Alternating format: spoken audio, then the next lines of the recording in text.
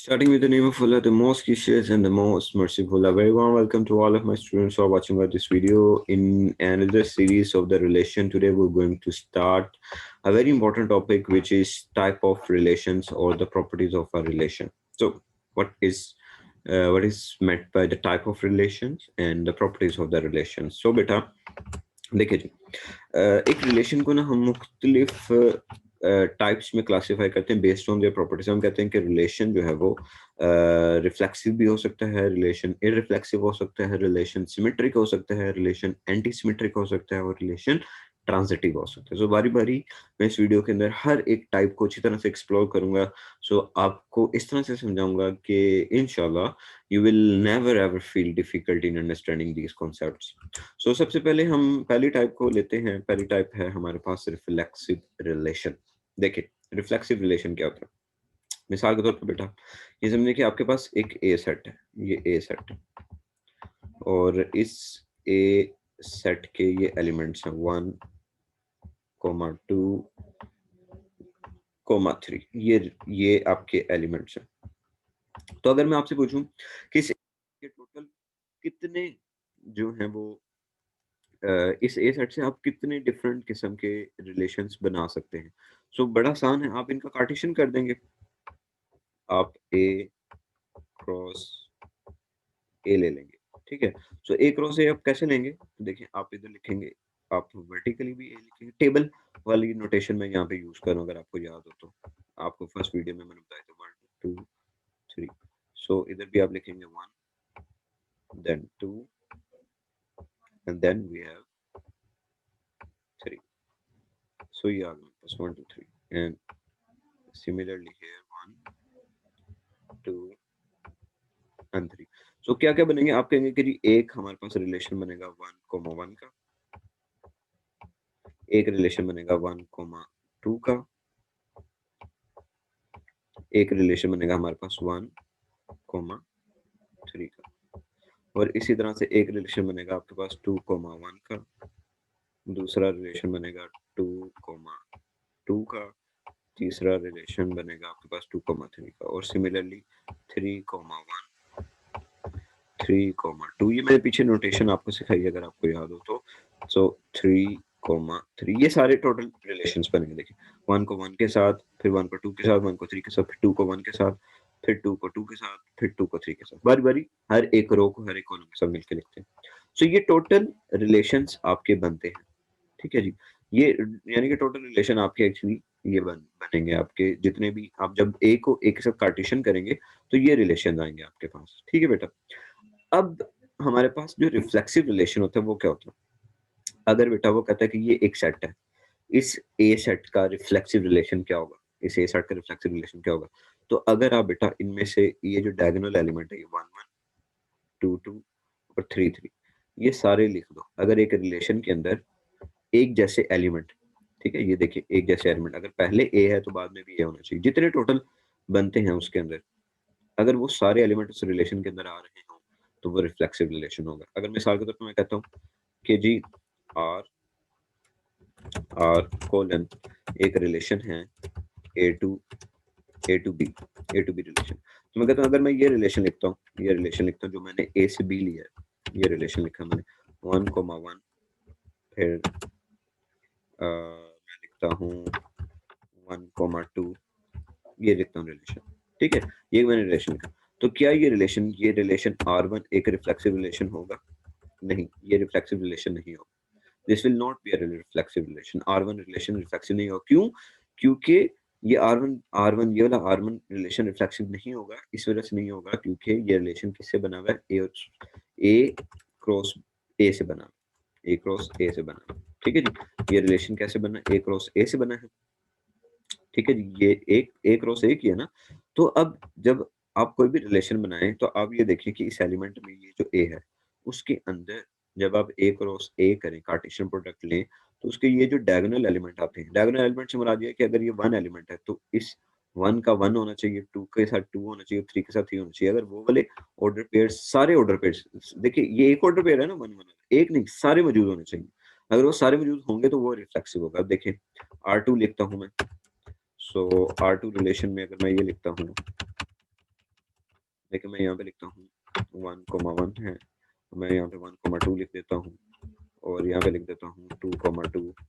ऐसे ही मैं एक रिलेशन चूज कर रहा हूँ और यहाँ पे लिख देता हूँ मैं 3,3 और यहाँ पे लिख देता हूँ 2,1। तो क्या अब ये रिलेशन मेरा रिफ्लेक्सिव रिलेशन होगा? क्या ये R2 रिलेशन मेरा रिफ्लेक्सिव रिलेशन होगा? ये बिल्कुल एक रिफ्लेक्सिव रिलेशन होगा। क्यों? क्योंकि जो ए सेट है, ए सेट के अंदर 3 एलिमेंट्स हैं। इन तीनों एलिमेंट्स के ऑर्डर पेयर मेरे पास मौजूद है। देखिए 1 का 1 के साथ, 2 का 2 के साथ और 3 का 3 के साथ मौजूद है मेरे पास। सो अगर इसी तरह यहाँ पे अगर 4 होता तो फिर अगर 4 का 4 भी मौजूद होना चाहिए, तो तब ये रिफ्लेक्सिव जो है वो रिलेशन मेरे पास होगा। सो आपके पास जब भी कोई रिलेशन आए, आप सबसे पहले चेक करिए किस सेट का रिलेशन बना है और उस सेट का कार्टेशियन प्रोडक्ट निकालें। कार्टेशियन प्रोडक्ट निकाल के डायगोनल एलिमेंट्स को देखें। अगर वो सारे मौजूद हैं, तो वो एक रिफ्लेक्सिव रिलेशन होगा। ठीक है जी? सो ये यहाँ पे ये एग्जांपल दे रहा है। ये एग्जांपल दे रहा है यहाँ पे कि ये एक ए सेट है। तो ए सेट के रिफ्लेक्सिव रिलेशन कौन-कौन से होंगे? सो ये यहाँ पे कहते हैं कि क्या ये रिफ्लेक्सिव होगा? देखिए हमने क्या देखना है? हमने देखना है कि हमारा रिफ्लेक्सिव तब होगा जब 1-1 होगा, साथ में 2-2 होगा, 4-4 है लेकिन 3-3 मौजूद नहीं है।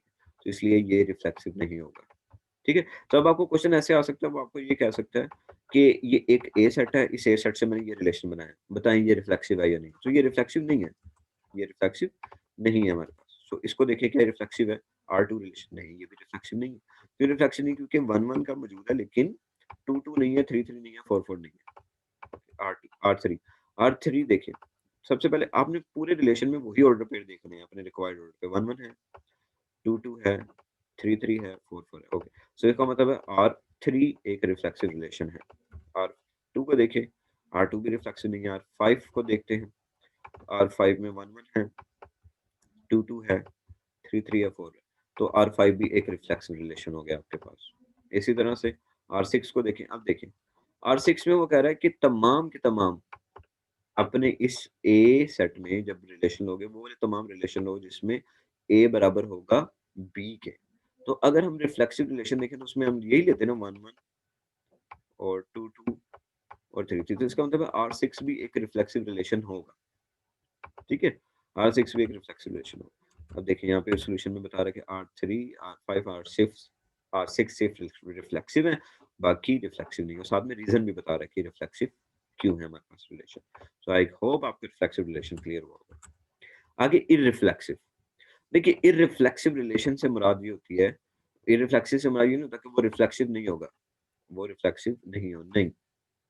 इररिफ्लेक्सिव रिलेशन से मुराद ये होती है कि एक रिलेशन रिफ्लेक्सिव तब होगा जब उसमें इस जैसे कोई भी ऑर्डर पेयर मौजूद ना हो। यानी कि उसके अंदर 2-2 ना हो, उसके अंदर 1-1 ना हो, उसके अंदर 3-3 ना हो, उसके अंदर 4-4 ना हो। कोई ऐसा ऑर्डर पेयर मौजूद नहीं होना चाहिए।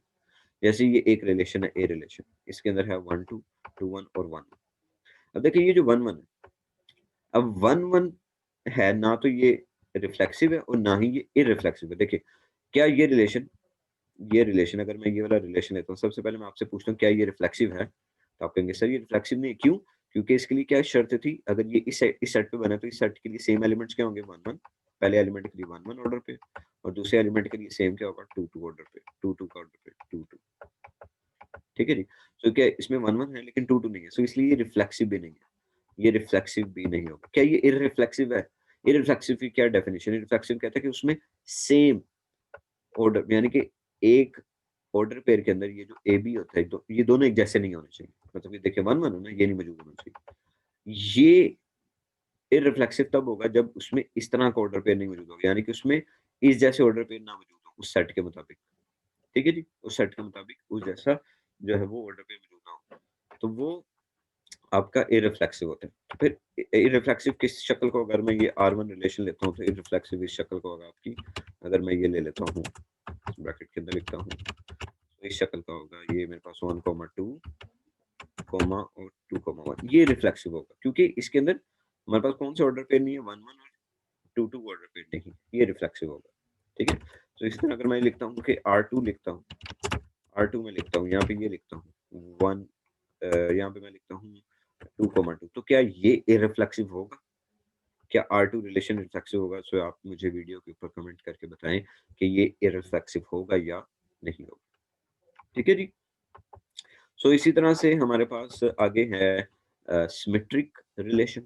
सो सिमेट्रिक रिलेशन में क्या होता है, हम कहते हैं कि अगर आपके पास आपके रिलेशन में एक ऑर्डर पेयर है a, b, तो उसी रिलेशन के अंदर आपके पास एक और ऑर्डर पेयर मौजूद होना चाहिए जो हो b, a। यानी कि अगर आपके पास एक रिलेशन में ऑर्डर पेयर लिखा हो ना 4, 5, तो उसी रिलेशन के अंदर आपके पास 5, 4 वाला ऑर्डर पेयर भी मौजूद होना चाहिए, तो तब वो सिमेट्रिक होगा, अदरवाइज वो सिमेट्रिक नहीं होगा।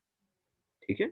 सो इसका मतलब ये हुआ कि जितने इक्वल वाले होते हैं ना, इक्वल वाले ऑर्डर पेयर होते हैं वो सिमेट्रिक ही माने जाते हैं। जितने इक्वालिटी वाले ऑर्डर पेयर होते हैं वो सिमेट्रिक ही माने जाते हैं। इसका मतलब ये है कि अगर मैंने लिखा हुआ 4, 4 लिखा हुआ है, ठीक है।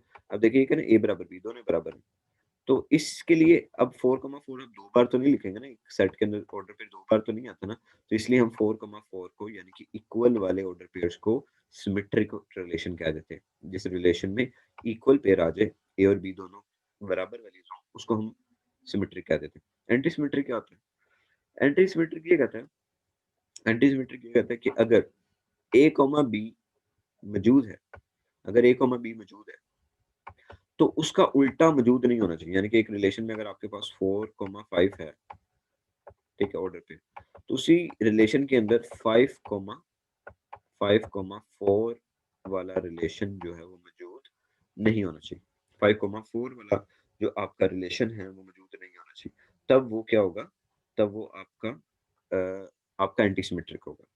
ठीक है। तो इसका मतलब ये हुआ कि जो a इक्वल टू बी वाले ऑर्डर पेयर्स होते हैं ना, वो दोनों कंडीशन को सेटिस्फाई करते हैं। ये बड़ी इंपॉर्टेंट बात है, वो दोनों कंडीशन को सेटिस्फाई करते हैं। रिमेंबर दैट ये a इक्वल्स टू b वाले ऑर्डर पे, यानी कि 4, 4 अगर एक रिलेशन है, मैं आपको प्रॉपर एग्जांपल देता हूँ। अगर मैं ये एक रिलेशन लिखता हूँ, ये रिलेशन किसी भी सेट के ऊपर मैं इस तरह से लेके लिखता हूँ, ये सेट किसी भी सेट के ऊपर ये रिलेशन बनाया गया, ये 1, 1, ये रिलेशन आपका सिमेट्रिक है या एंटी सिमेट्रिक है? ये रिलेशन आपका सिमेट्रिक भी है और आपका एंटी सिमेट्रिक भी है, दोनों ही है। सिमेट्रिक कैसे होगा? सिमेट्रिक क्या कहता है? सिमेट्रिक कहता है कि अगर a कॉमा b मौजूद है तो b कॉमा a भी होना चाहिए। तो देखिए 1, 1 है, तो इसलिए इसका उल्टा करो तो तब भी 1, 1 आएगा, तो ये इसका उल्टा करो तब भी 1, 1 आएगा, यानी कि ये कंडीशन सेटिस्फाई हो रही है। तो इसलिए ये सिमेट्रिक भी है। एंटी सिमेट्रिक क्या कहता है? कहता है कि जी अगर a कॉमा b है, अगर a कॉमा b है तो उसका उल्टा नहीं होना चाहिए। तो देखिए 1, 1 है कि हमने दोबारा लिखा हुआ 1, 1, हमने उसका उल्टा दोबारा नहीं लिखा हुआ, सो इसलिए ये एंटी सिमेट्रिक भी है। सो ये बात कर रहा है वो यहाँ पे कि ये सिमेट्रिक भी होगा और एंटी सिमेट्रिक भी होगा। ठीक है जी, वेरी इंपॉर्टेंट पॉइंट। फिर उसके बाद कहते हैं कि अगर आप ऐसे ऑर्डर पेयर लो जिसमें ए ग्रेटर हो बी से, तो वो एंटी सिमेट्रिक होगा लेकिन कभी भी सिमेट्रिक नहीं होगा, एंटी सिमेट्रिक होगा। ए ग्रेटर देन बी से क्या मतलब है? अगर मिसाल के तौर पर मैं ये ऑर्डर पेयर ले लेता हूँ एक रिलेशन के अंदर, एक रिलेशन के अंदर मैं हमेशा ऑर्डर पेयर लेता हूँ जिसमें ए बड़ा हो बी से। ये मैं ले लेता हूँ 4, 2 ले लेता हूँ, ठीक है, 4, 2 ले लेता हूँ। तो इस रिलेशन के अंदर हमेशा क्या आएगा? हमेशा ए बड़ा ही आएगा ना। अगर मैं ए ले लेता हूँ, चलिए आपको प्रॉपर एक एग्जांपल से मैं समझाता हूँ कि मिसाल के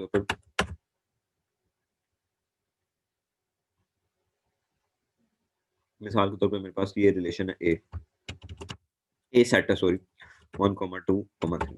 तो इसमें से मैं एक ये रिलेशन बनाता हूँ, ये रिलेशन बनाता हूँ, ये बनाता हूँ रिलेशन 2, 1 और 3, 1, यानी कि इसमें से मैंने वही चूज किए जो a ग्रेटर देन b है, तो इसी तरह से 3 ग्रेटर देन 2 भी होगा। ठीक है, जिससे मैंने वही चूज किया। सो अब ये रिलेशन मेरा क्या होगा? ये रिलेशन मेरा एंटी सिमेट्रिक होगा। ये मेरा एंटी सिमेट्रिक क्यों? एंटी सिमेट्रिक क्या कहता है? वो कहता है कि जी अगर a कॉमा b मौजूद है तो फिर b कॉमा a मौजूद नहीं होना चाहिए। यानी कि अगर 2, 1 है तो फिर 1, 2 नहीं होना चाहिए। तो इस रिलेशन के अंदर बाय डिफॉल्ट 1, 2 नहीं आ सकता। क्यों? क्योंकि अगर 1, 2 लिखेंगे तो इसका मतलब होगा कि a is less than b, लेकिन वो तो कह रहे सिर्फ वो लो जो a ग्रेटर देन b है। तो इसलिए ये भी रिलेशन आपका क्या होगा? एंटी सिमेट्रिक होगा, लेकिन सिमेट्रिक नहीं होगा। अब इस रिलेशन को आप खुद से वेरीफाई करें, क्या ये एंटी सिमेट्रिक है, क्या ये सिमेट्रिक है या नहीं है। सो आई होप आप इसको जो है वो क्लियर कर पाएंगे। सो ये कुछ प्रैक्टिस क्वेश्चन है बेटा, आप अपनी वीडियो को यहाँ पे पोस्ट करें और इनके सॉल्यूशन भी दिए हुए हैं। यहाँ पे वो पूछ रहा है कि R1 रिलेशन कौन सा है, सिमेट्रिक है, एंटी सिमेट्रिक है, रिफ्लेक्सिव है या इररिफ्लेक्सिव है। साथ में ये मैंने आंसर्स भी इसके जो हैं वो लिखे हुए हैं। ये रिफ्लेक्सिव है, इररिफ्लेक्सिव है, कौन सा, जैसे कह रहा है R2 R3 सिमेट्रिक है। R2 R3 ये दोनों के दोनों रिलेशंस आपके ये हैं symmetric relation. So just find out, check out कि ये दोनों के दोनों रिलेशन सिमेट्रिक किस तरह से हैं, व्हाई दे आर सिमेट्रिक। ठीक है जी। So just verify it, pause the video and then verify it by yourself. So इसके बाद ये मजीद कुछ प्रैक्टिस क्वेश्चन है। जैसे अगर आपको ये रिलेशंस दे दिया जाए, ये रिलेशन दे दिया जाए R1, तो बताना है आपने ये क्या है। ये मतलब कि कुछ ऐसे रिलेशन भी हैं हमारे पास जो ना ही रिफ्लेक्सिव होंगे, ना ही रिफ्लेक्सिव होंगे, ना सिमेट्रिक होंगे, ना ही एंटी सिमेट्रिक होंगे। ठीक है? कुछ ऐसे रिलेशन भी होते हैं जो किसी प्रॉपर्टी को वेरीफाई नहीं कर रहे। तो देखिए अगर मैं इसको देखूँ, तो ये रिफ्लेक्सिव भी नहीं है। रिफ्लेक्सिव के लिए क्या कंडीशन है? 1-1 हो, इस सेट के ऊपर 1-1 हो, 2-2 हो, 3-3 हो। लेकिन ये वो नहीं है। इररिफ्लेक्सिव, इररिफ्लेक्सिव क्या कहता है कि सेम नहीं होना चाहिए। मतलब ये 2-2 इस तरह के एलिमेंट नहीं होने चाहिए। 2-2 या 1-1 या 3-3 सेम नहीं होने चाहिए, तो ये इररिफ्लेक्सिव भी नहीं है। सिमेट्री क्या कहता है? सिमेट्री कहता है कि अगर 1-2 है, तो 2-1 नहीं होना चाहिए। ये देखिए 3-1 है, तो इसने इसका उल्टा 1-3 लिखा, तो इसका मतलब सिमेट्रिक भी नहीं है। और एंटी सिमेट्रिक क्या कहता है? सॉरी, सिमेट्रिक ये कहता है कि अगर 1-2 है, तो 2-1 भी होना चाहिए। तो देखिए 1, 2 का वजूद आगे 2, 1 नहीं है। ठीक है? तो ये सिमेट्रिक भी नहीं होगा, ना ही एंटी सिमेट्रिक होगा। तो बाजू का कुछ ऐसे हमारे पास प्रॉपर्टीज़ हैं सेट की, जो किसी प्रॉपर्टी को सैटिस्फाई नहीं करते। ना सिमेट्रिक को, ना एंटी सिमेट्रिक को, ना रिफ्लेक्सिव को, ना इररिफ्लेक्सिव को। तो फिर इसके लिए हमें एक नई प्रॉपर्टी पढ़नी पड़ती है। वो प्रॉपर्टी हमारी होती है ट्रांज़िटिव प्रॉपर्टी। सो ये ट्रांज़िटिव प्रॉपर्टी हमारी काफ़ी इम्पोर्टेंट प्रॉपर्टी है। सो इस ट्रांज़िटिव प्रॉपर्टी को अंडरस्टैंड करने के लिए मैं एक अलग वीडियो बनाऊँगा। सो ये प्रॉपर्टी क्या होती है और कैसे वर्क करती है। So till then thank you so much. और अगर आपको इन प्रॉपर्टीज से मतलब कोई क्वेश्चन है तो आप पूछ सकते हैं।